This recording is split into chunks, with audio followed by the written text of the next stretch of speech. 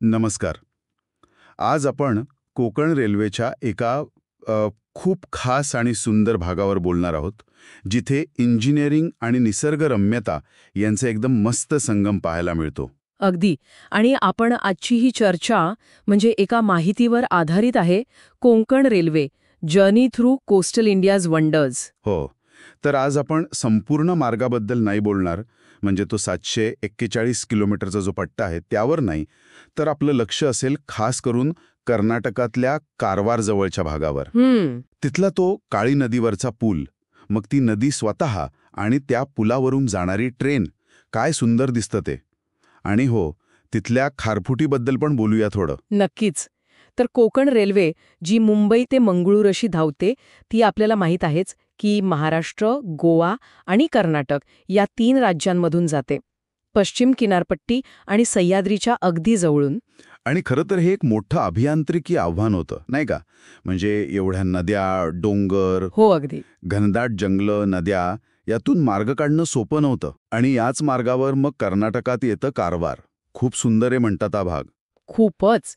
म्हणजे गोव्याकडनं तुम्ही कारवार स्टेशनकडे यायला लागलात की प्रवासात एक भला मोठा पाण्याचा भाग लागतो. तोच हा काळी नदीवरचा पूल. अच्छा, किती लांब आहे हा? जवळजवळ 1.69 किलोमीटर. म्हणजे 2.25 किलोमीटर म्हणायला हरकत नाही.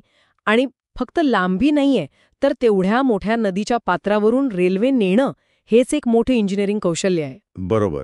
आणि मग त्या पुलावरून प्रवास करताना काय वेगळं वाटतं, काय दिसतं?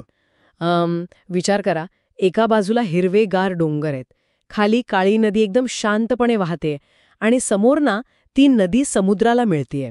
अरबी समुद्राला. हो, अरबी समुद्राला. तो जो नदी आणि समुद्राचा संगम आहे, म्हणजे नदीमुख म्हणतात त्याला, ते दृश्य तिथून फारच सुंदर दिसतं. आणि मागे सगळी हिरवीगार जंगलं आणि पश्चिम घाटाचे डोंगर.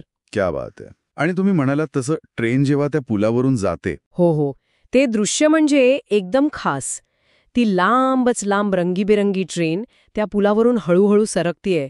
खाली निळेशार पाणी आणि आजूबाजूला सगळी हिरवळ. खरंच खूप छान वाटतं. आणि अजून एक गोष्ट, तिथे नदी किनारी आणि खाडीमध्ये ना खारपुटीची म्हणजे मँग्रोव्हची बरीच झाडं आहेत, दाट वनं आहेत त्यांची. अच्छा, खारपुटी पण आहे तिथे? हो. आणि ही खारपुटीची वनं तिथल्या किनारपट्टीच्या पर्यावरणासाठी खूप म्हणजे खूपच महत्वाची आहेत. म्हणजे नुसतं नैसर्गिक सौंदर्य नाही, तर आधुनिक भारताची महत्वाची ठिकाणं पण आहेत तिथे. ऐकलंय की पुलाजवळच INS कदंब हा नौदल तळ आहे. अगदी बरोबर. INS कदंब तिथे आहे. त्यामुळे या जागेला एक वेगळं आधुनिक महत्त्व पण मिळतं. आणि हो, कारवार रेल्वे स्टेशन स्वतःच खूप सुंदर आहे. हो का? हो, एकदम हिरवंगार, डोंगरांच्या मध्ये वसलेलं. त्याचे फोटो खूप व्हायरल होतात सोशल मीडियावर. मस्तच.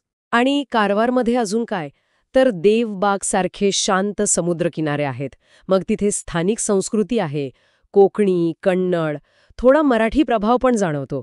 आणि हो, ताजं सी फूड. अच्छा, म्हणजे खाण्याची पण चंगळ. नक्कीच. म्हणजे हा सगळा भाग कोकणची जी समृद्ध जैवविविधता आहे, घनदाट जंगल, पश्चिम घाट, या सगळ्याचं एक छानसं प्रतीक आहे. खरे. म्हणजे थोडक्यात सांगायचं तर कोकण रेल्वेचा हा कारवार आणि काळी नदी पुलाचा जो भाग आहे, तो केवळ प्रवास नाहीये, तर इंजिनिअरिंग आणि निसर्गाचा एक अनोखा मिलाप अनुभवण्याची संधी आहे. अगदी. आणि हे आपल्याला हे पण दाखवून देतं की मोठे पायाभूत सुविधा प्रकल्पसुद्धा निसर्गासोबत कसे छान जुळवून घेऊ शकतात. इतकंच नाही, तर ते निसर्गाचं सौंदर्य आपल्या मनात आणखी खोलवर रुजवू शकतात. यावर आधारित एक विचार आला मनात श्रोत्यांसाठी. आपण फक्त फोटोत किंवा व्हिडिओत हे सौंदर्य पाहतो, पण जेव्हा आपण प्रत्यक्ष अशा ठिकाणी जातो जिथे विकास आणि निसर्ग असे एकत्र आलेले दिसतात, तेव्हा विकास आणि संवर्धन यांच्यातल्या नात्याबद्दल, त्यांच्या समतोलाविषयी आपला दृष्टिकोन कसा बदलू शकतो याचा विचार करायला हरकत नाहीये.